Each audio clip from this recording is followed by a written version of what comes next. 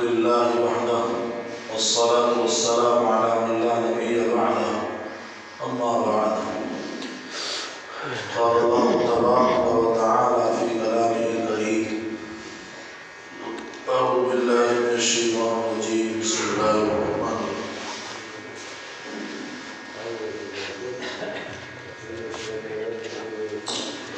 قصہ چل رہا ہے حضرت موسیٰ علیہ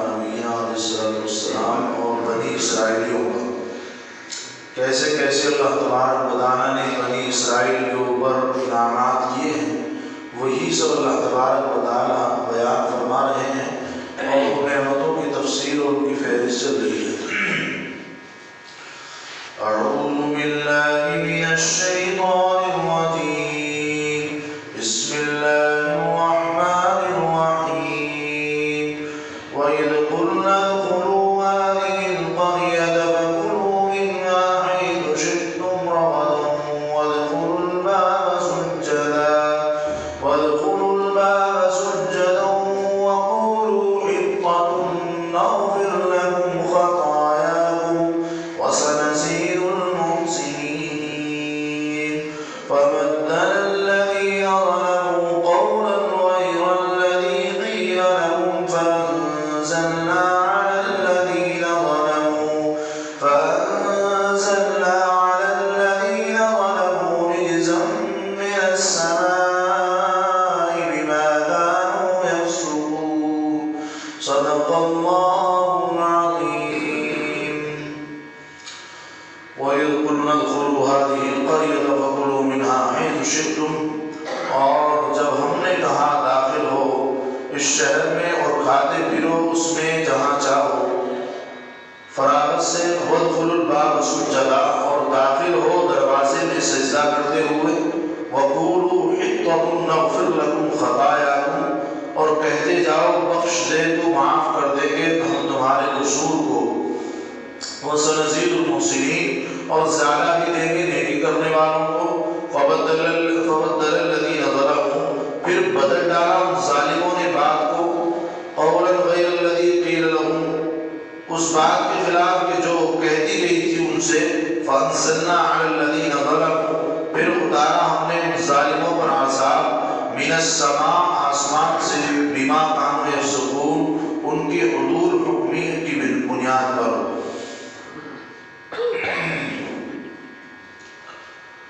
پہلی والی آیات جو ہیں وَإِذْ قُلْنَا ادْخُلُوا هَٰذِهِ الْقَرْيَةَ، اس میں اللہ تبارک و تعالیٰ بتلا رہے ہیں کہ تم اس زمانے کو یاد کرو کہ جب ہم نے تم کو حکم دیا تھا ایک آبادی کے اندر جانے کا اور آبادی کے اندر داخل ہونے کا۔ حضرت شاہ عبد القادر رائے پوری رحمۃ اللہ علیہ کے قول کے مطابق یہ قصہ بھی زمانے وادی تیہ کے اندر پیش آیا تھا جو ان آیات کے اندر بیان کیا گیا ہے، اور وہ قصہ یہ ہے کہ جب بنی اسرائیل من و سلوہ کھاتے کھاتے اکتا گئے، کل بات آئی تھی من و سلوہ سے متعلق، من و سلوہ کیا چیز ہے، کیسے بنی اسرائیلیوں کو من و سلوہ دیا گیا، کیسے اس کی ابتدا ہوئی، یہ سب تفصیل کر آ چکی ہے۔ تو جب بنی اسرائیل من و سلوہ کھاتے کھاتے اکتا گئے تو چونکہ وہ بڑے وی آئی پی آدمی تھے، زبان کے چٹکھارے تو ان کے بہت الگ تھے، لیکن ایمان لانے کے لیے اور حق بات کو قبول کرنے کے لیے تیار نہیں تھے۔ کھانے کے واسطے ان کو مور مسلم اور اچھی اچھی چیزیں چاہیے تھی۔ بہرحال وہ جب بٹیر اور اس ترنت جبین یعنی من و سلوہ کو کھاتے کھاتے اکتا گئے تو انہوں نے پھر سے درخواست کر دی، سوال کے سوال اللہ تبارک و تعالیٰ سے ہو رہے تھے، جو چاہو بس تو مانگ لو۔ تو انہوں نے اپنی خواہش ظاہر کی کہ ہمیں معمولی کھانا کوئی اور دیا جائے، من و سلوہ کھاتے کھاتے اکتا گئے تھے۔ تو اللہ تبارک و تعالیٰ نے ان کو کہا کہ آپ جو ہے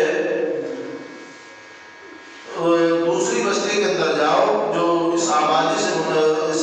کے اندر جب تم جاؤ گے، یعنی وہ میدان تیہ کے آس پاس اور قرب و جوار کی بستی تھی، ان کو کہا گیا کہ تم اس بستی کے اندر جاؤ،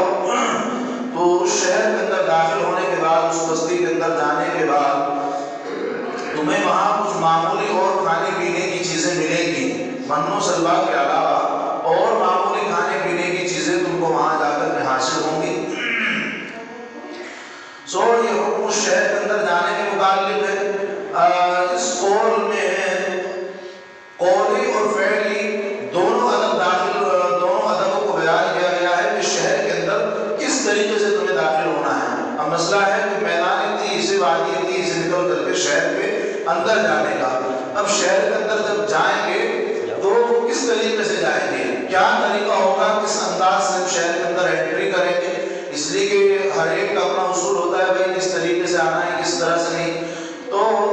اللہ تبارک و تعالیٰ نے وہ ادب بھی ان آیات کے اندر بتایا ہے کہ تمہیں شہر کے اندر کس طریقے سے داخل ہونا ہے، کیسے تمہیں شہر کے اندر جانا ہے۔ تو اللہ تبارک و تعالیٰ نے ان کو بتایا کہ جب تم شہر کے اندر داخل ہو اور ان کو شہر کے اندر داخل ہونے کا حکم دے دیا گیا کہ وَإِذْ قُلْنَا ادْخُلُوا هَٰذِهِ الْقَرْيَةَ فَكُلُوا مِنْهَا حَيْثُ شِئْتُمْ، اللہ نے جب ان کو یہ حکم دیا کہ تم شہر کے اندر داخل ہو جاؤ، ساتھ ساتھ تم کو یہ فرمان بھی دیا کہ تم اس شہر میں داخل ہونے کے بعد جہاں سے چاہو، جتنا چاہو، جس طرح چاہو کھاتے پیو، فراغت کے ساتھ میں کوئی دقت نہیں ہے، آپ کی مرضی ہے جتنا چاہے آپ کھاتے پی لیں۔ اس کے بعد اللہ تبارک و تعالیٰ نے آگے اس شہر کے اندر داخل ہونے کے آداب بتائے ہیں، وَادْخُلُوا الْبَابَ سُجَّدًا، اور اللہ تبارک و تعالیٰ نے ان کو حکم دیا کہ جب تم شہر کے اندر داخل ہو تو جب اس دروازے سے جاؤ جو شہر کے اندر جانے کا ہے تو سجدہ کرتے ہوئے اس شہر کے اندر داخل ہونا، یعنی جھک کر کے اس شہر کے اندر داخل ہونا ادب کے ساتھ۔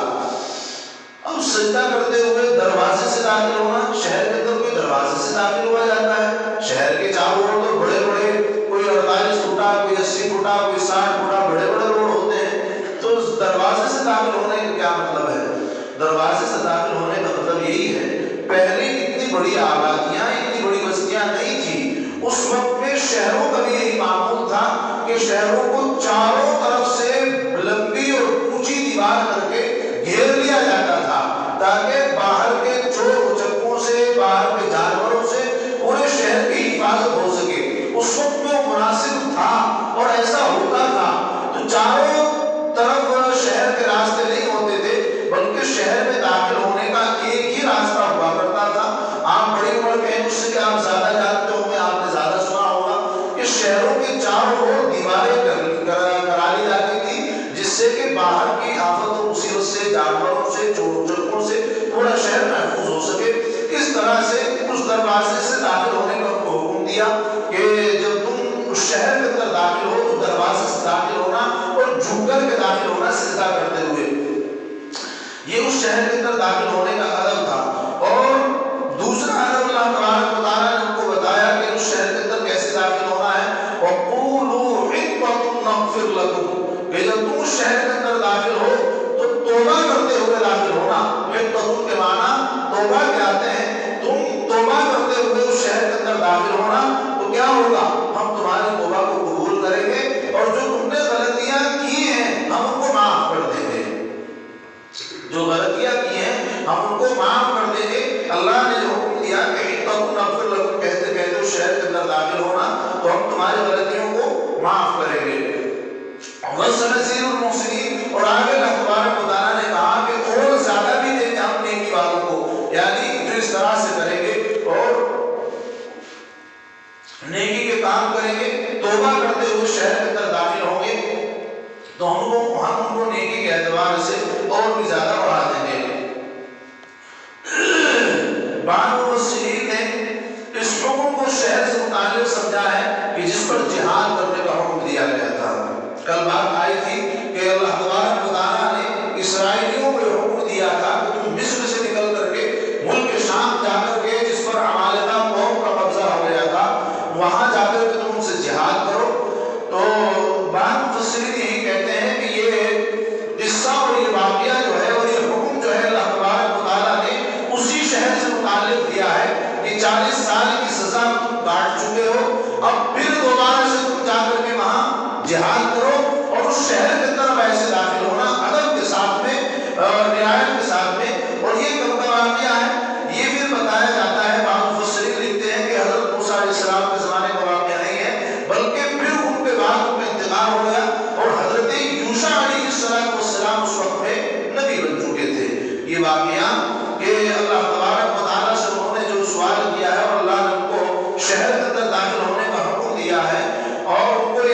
دیا ہے کہ تم حطۃ نغفر لکم توبہ کرتے ہوئے شہر کے اندر داخل ہونا.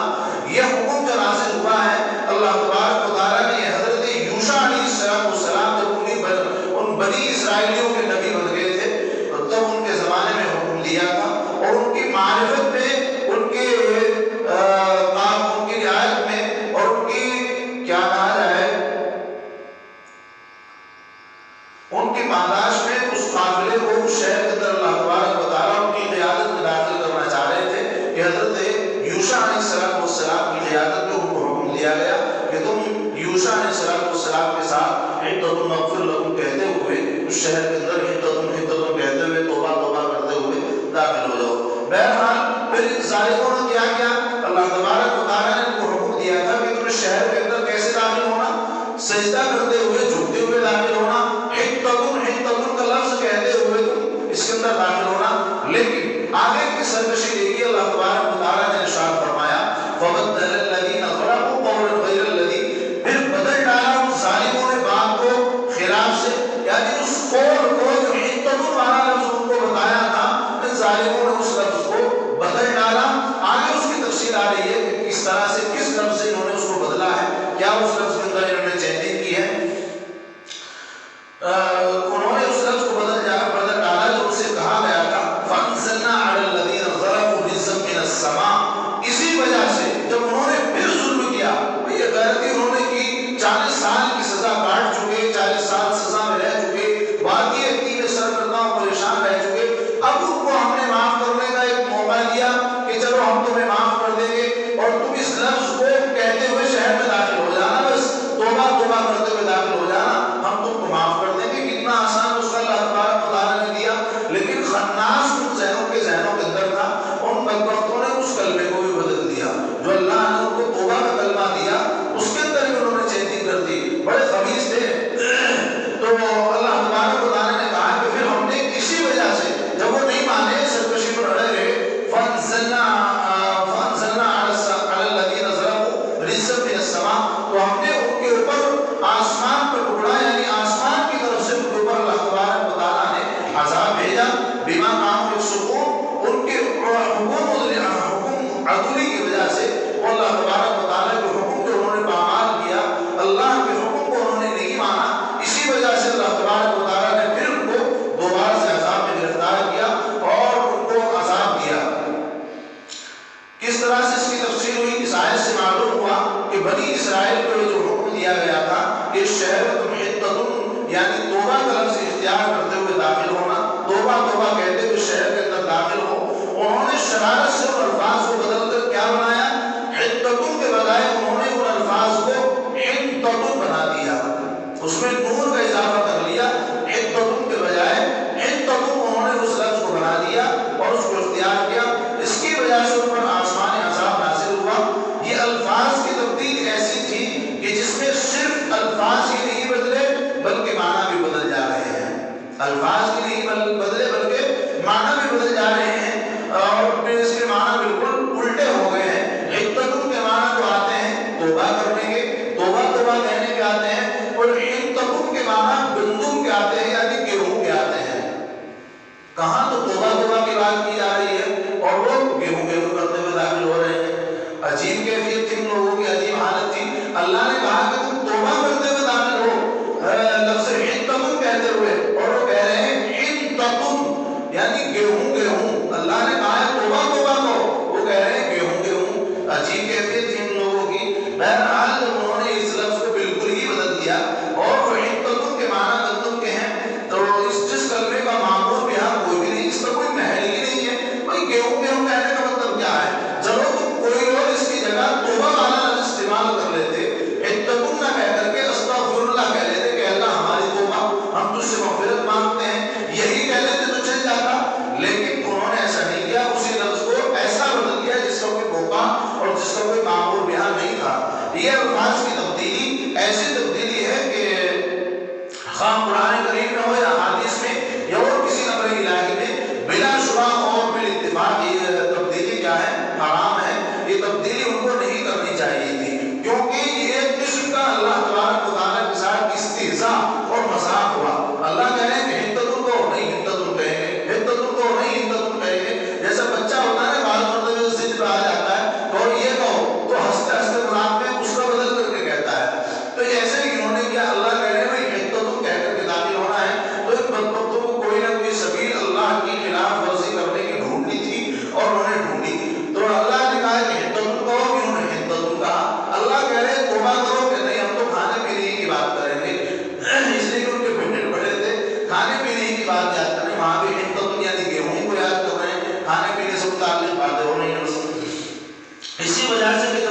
اس لفظ کو بدلا تو اللہ تبارک و تعالیٰ نے ان کے اوپر عذاب نازل کیا، ان پر عذاب ہوا۔ اب رہا ہے مسئلہ کہ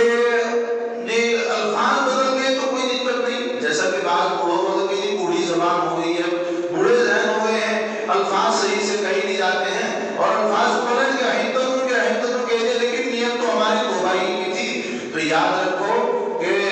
یہ تبدیلی ایسی تبدیلی نہیں ہے۔ اس کے متعلق امام قرطبی رحمۃ اللہ علیہ نے اپنی تفسیر کے اندر فرمایا ہے کہ بعض کلمات اور بعض اقوال میں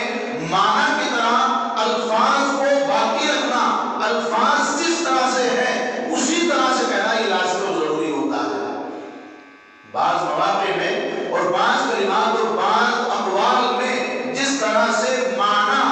محفوظ رکھنا ضروری ہوتا ہے، ایسے ہی الفاظ کی حفاظت بھی بہت ضروری ہوتی ہے۔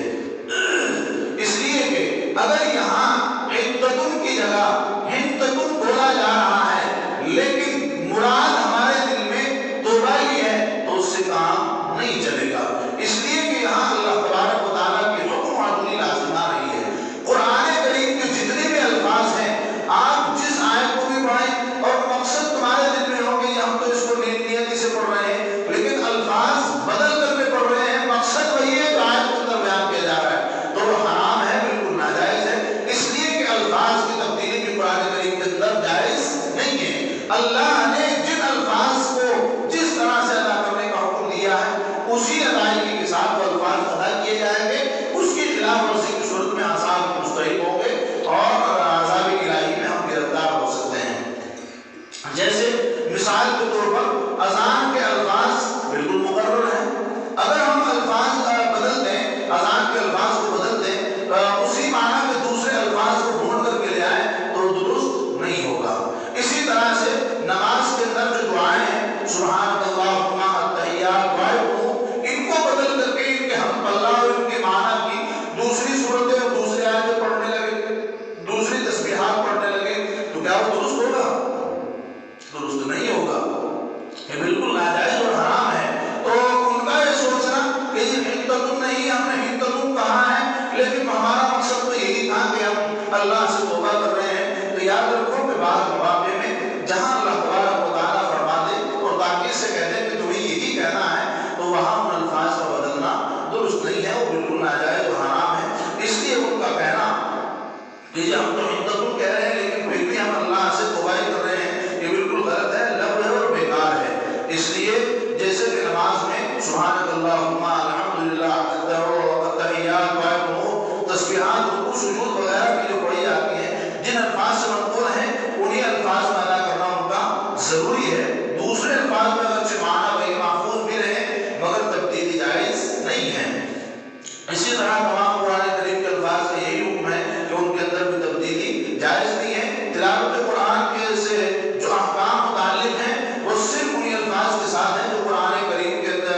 نازل ہوئے ہیں۔ اگر کوئی الفاظ کا ترجمہ دوسرے لفظوں میں کر کے پڑھے جس میں معنی بالکل محفوظ رہے، اس کو اصطلاح شریعت میں تلاوت قرآن نہیں کہا جائے گا اور اس پر ثواب بھی نہیں ملے گا جو قرآن پڑھنے پر مقرر ہے کہ ایک حرف پر 10 نیکیاں لکھی جاتی ہیں، کیونکہ قرآن صرف معنی کا نام نہیں ہے بلکہ الفاظ جو نازل کیے گئے ہیں ان کے مجموعے کا نام قرآن کریم ہے۔ الفاظ قرآن کریم جو ہے وہ صرف اس کے معنی کا نام قرآن نہیں ہے بلکہ جو اللہ نے الفاظ نازل کیے ہیں ان کے ساتھ اس کو پڑھنا، ان کی ادائیگی کے ساتھ، اس کی درستگی کے ساتھ پڑھنا، یہ اصل قرآن ہے۔ اور جو نیکی کا وعدہ اللہ تبارک و تعالیٰ نے کیا ہے کہ ہر پر اللہ تبارک و تعالیٰ 10 نیکی عطا فرمائیں گے، وہ تبھی عطا فرمائیں گے کہ صرف معنی صحیح پڑھنے سے نہیں وہ 10 نیکیاں ملیں گی بلکہ الفاظ کو بھی صحیح پڑھنا پڑے گا۔ جن الفاظ کے ساتھ اللہ تبارک و تعالیٰ نے قرآن کریم کو نازل کیا ہے انہی الفاظ کے ساتھ ہمیں قرآن کریم کو پڑھنا پڑے گا تو تبھی ہمیں وہ ثواب مل سکتا ہے۔ آیت مذکورہ میں فَبَدَّلَ الَّذِينَ ظَلَمُوا قَوْلًا غَيْرَ الَّذِي قِيلَ لَهُمْ کے الفاظ سے بظاہر ہی معلوم ہوتا ہے کہ ان کو توبہ کے لیے جو الفاظ حدتن پہ بدلائے گئے تھے یہ الفاظ معمول بھی تھے، ان کا بدلنا خود بھی گناہ تھا، پھر تبدیلی ایسی کر دی کہ معنی ہی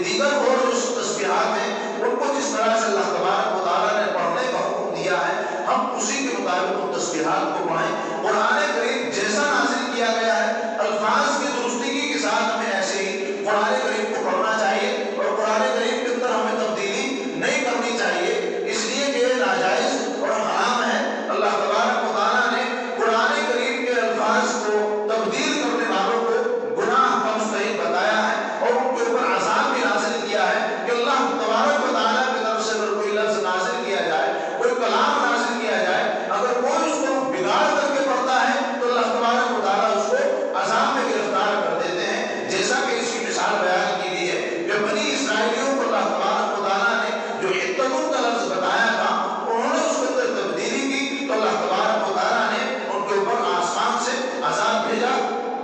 اور ان کے اوپر عذاب نازل فرمایا اور فرمایا فانزلنا علی الذین ضربوا رجزا من السماء کہ ہم نے ان کے اوپر آسمان کے ٹکڑا بھیجا، آسمان کی طرف سے عذاب بھیجا۔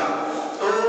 آج کی تفسیر کے سبب یہی ہے کہ جب ہم کہیں جائیں تو کس طرح سے جائیں، بڑی تواضع کے ساتھ، انکساری کے ساتھ، ادب اور احترام کے ساتھ، جیسا وہاں کا ادب ہو اس ادب کے ساتھ ہم اس تہذیب کے ساتھ اس شہر کے اندر داخل ہوں، اس گھر کے اندر داخل ہوں، اس دوست کو یار سے ملے کہ جیسی ان کی تہذیب ہوتی ہے اسی کے مطابق ہم ان سے ملیں۔ اور دوسری چیز بیان کی گئی ہے کہ جب ہم ملیں تو ہم کیا کہیں، سلام کے الفاظ ان کو کہیں، سلام کلام ہم ان سے کریں۔ تیسری چیز آج کی تفسیر کی یہی ہے کہ جیسا قرآن کریم یہ الفاظ تسبیحات اللہ تبارک و تعالیٰ نے نازل کی ہیں اسی طریقے سے ان کو ادا کریں، الفاظ کے فعل بدل سے ان کو ادا نہ کریں۔ بوڑھے ہو گئی یا بوڑھی ہو گئی تو اس کا کوئی معنی نہیں ہے، اگر کوشش کرے گی تو آپ ان الفاظ کو صحیح طریقے سے کہہ سکتے ہیں۔ وہ آدمی تو مشکل سے کہہ پاتا ہے کہ جس کے منہ میں دانت نہ رہے، اس کے لیے تھوڑا سا مشکل ہو جاتا ہے، لیکن یہاں ہماری مسجد میں الحمدللہ ایسے بوڑھے نہیں ہیں اور شاید کہ محلے میں ایسی کوئی بوڑھی ہو کہ جس کے منہ میں دانت نہ ہو، تو جس کے منہ میں دانت ہوتے ہیں وہ صحیح طریقے سے الفاظ ادا کر لیتا ہے۔ فلہٰذا جتنے بھی بوڑھے یا بوڑھی ہیں وہ اس شکایت کو نہ رکھیں کہ ہم کہہ نہیں پاتے ہیں، کوشش کرو تو کہہ پائیں گے اور کہہ سکتے ہیں۔ اللہ تبارک و تعالیٰ سب کے واسطے آسان فرمائے، اللہ تبارک و تعالیٰ کہنے سننے سے زیادہ ہم کی توفیق نصیب فرمائے۔ بس آج کی مجلس کا اختتام یہی ہوتا ہے اور آج مختصری تفسیر کی اس لیے کہ کل بہت لمبا ٹائم ہو گیا تھا، کل کی کسر آج پوری کر دی گئی، کل چھٹی کم ملی تھی آج زیادہ مل گئی۔ انشاءاللہ